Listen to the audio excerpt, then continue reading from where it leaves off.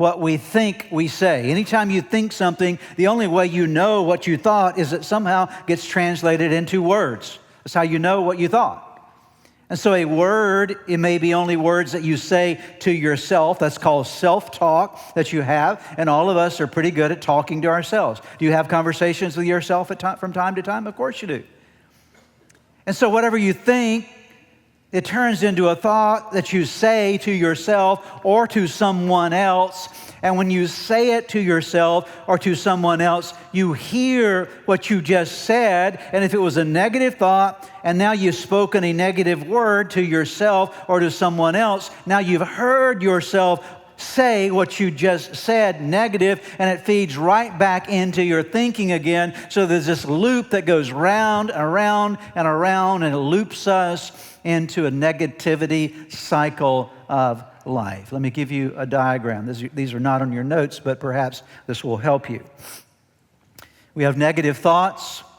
Negative thoughts produce negative words, either to other people or self-talk. Negative words. Negative words create more reinforced negative thoughts. So the more you say negative things to yourself or the more you say negative things to others, all you're doing is reinforcing more of those negative thoughts because you're hearing yourself say those things and it's feeding right back into the system, and that produces an habitual negative speech. So you begin pretty much everything you say, if you monitored your self-talk, it's pretty much negative most of the time, perhaps even more than 80% of the time, and then that produces this habitual negative mindset, and the loop just goes on and on and on. This is where many of us are trapped right now. We're trapped in a negative set of thinking patterns that are producing negative words, that are continually reinforcing those thoughts, that are creating more negative speech, that are putting us in a consistent, habitual negative mindset.